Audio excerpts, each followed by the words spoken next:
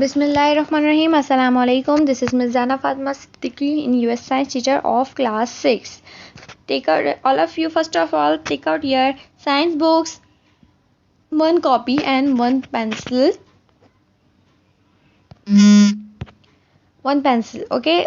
First of all, open your science books, page chapter number 1, characteristics of living things, and page number 9, okay. Topic living things move. Living things move मतलब जानदार चीज़ें, वो जानदार चीज़ें जो हरकत करती हैं, उनके बारे में हम डिटेल से पढ़ेंगे. Movement is one of the most important science of life. Most animals move about freely from place to place. Why do they move?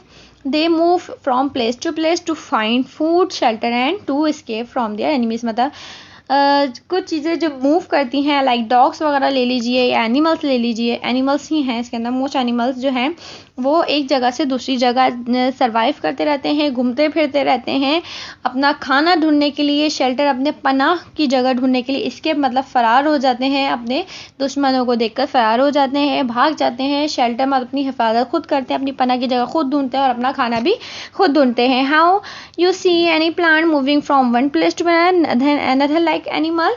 Certainly not. Plant remains fixed in the soil at one place. They show movement of their parts. Roots always grow towards soil and shoot towards light. Opening and closing of stomata and flower are the example of plant movement. अब आपको जैसे पता है कि plant इधर उधर move नहीं कर सकते, क्योंकि प्लांट एक जगह फिक्स्ड होते हैं सॉइल में, मतलब मट्टी में एक जगह फिक्स होते हैं. वो इधर उधर मूव नहीं कर सकते. उन्हें उनके रूट्स बहुत ज़्यादा मजबूत होते हैं, ठीक है. ये कहीं मूव नहीं कर सकते और इनको बस पानी की और सनलाइट की ज़रूरत होती है, ओके, और हवा की. Non living thing object do not move. जितने भी बेजान चीज़ें हैं वो मूव नहीं करती. अब हम पढ़ेंगे living things are sensitive. Living things sensitive क्या चीज़ है? What happens it dust particles get their into eye. अब हमारी आँख में डस्ट पार्टिकल चले जाता है तो हमारी आई के अंदर आँखों में रबिंग होती है, तो हम अपने हैंड से उसको रब करते हैं आँखों को, ठीक है.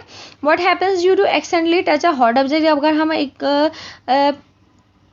एक गर्म चीज़ को हाथ लगा लेते तो हमें एक एहसास होता है कि हमने एक गर्म चीज़ को हाथ लगा लिया, हमारा हाथ जल जाता है, ठीक है. जब हमें कोई चीज़, हम डिलीशियस डिश खाते हैं, ओके, तो हम जब कोई डिलीशियस डिश खाते हैं तो हमें उसके टेस्ट आता है, ठीक है, स्मेल आती है, तो हमारी माउथ वाटरिंग करती है, मतलब पानी आ जाता है माउथ में, ठीक है. In all the three example mentioned above you some immediate responses to the situation. The dust particle hot object is strongly closing the rubbing burning responsible, ठीक है. इसका सेंसिटिव मतलब एहसास करना किसी भी चीज़ का, जिससे हम महसूस करें, फीलिंग आए हमारे अंदर, ठीक है.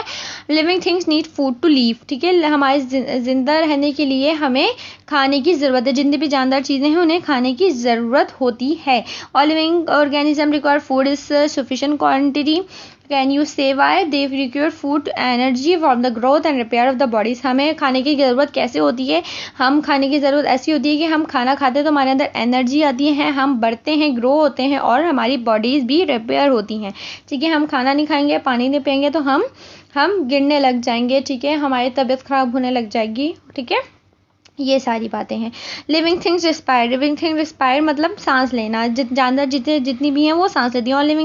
All living organism respire during expiration. Taken in oxygen give out carbon dioxide during expiration. The food present in the body is broken down with the help of oxygen to release energy, ठीक है. जब हम सांस लेते हैं तो oxygen लेते हैं, जब हम सांस बाहर निकालते हैं, एक्सहेल करते हैं, तो कार्बन डाइऑक्साइड करते हैं.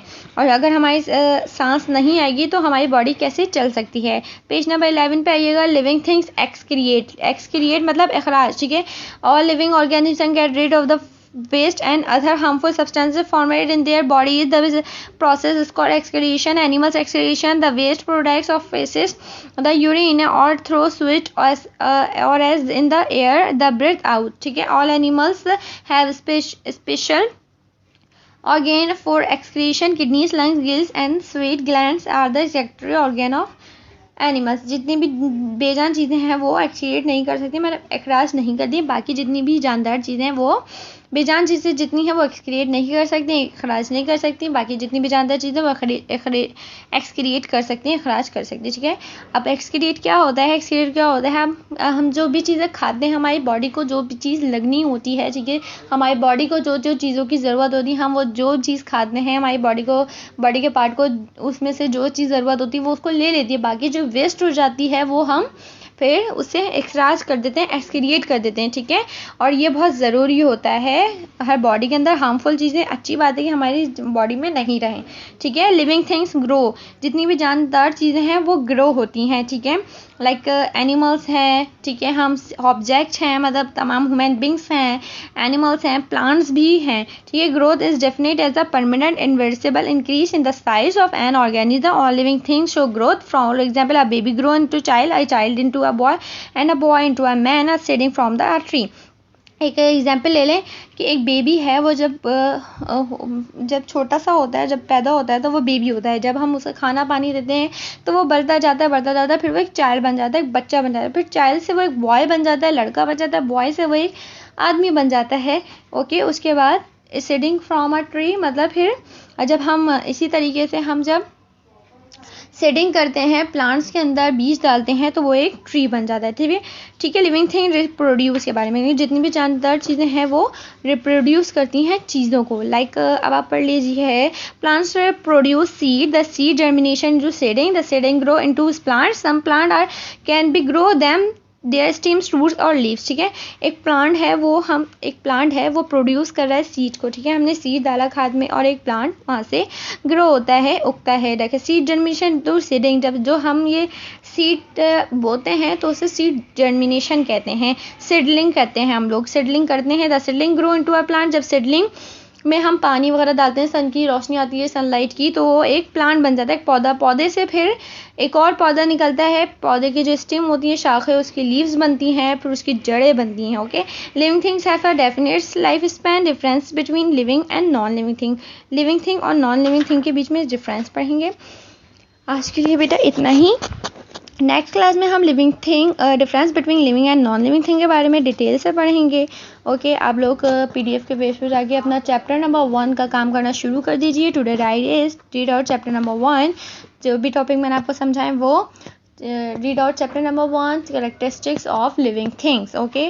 और आप लोग जैसे अपनी कॉपी में जीके का किया करते हैं, बिल्कुल वैसे ही जीके भी करेंगे। आपका जीके क्वेश्चन नंबर 1 है, वो invented microscope? Anton van Leeuwenhoek invented microscope. Who first developed the method of gram staining for the identification of bacteria? Hans Christian Gram developed the method of gram staining for the identification of bacteria. Thank you so much.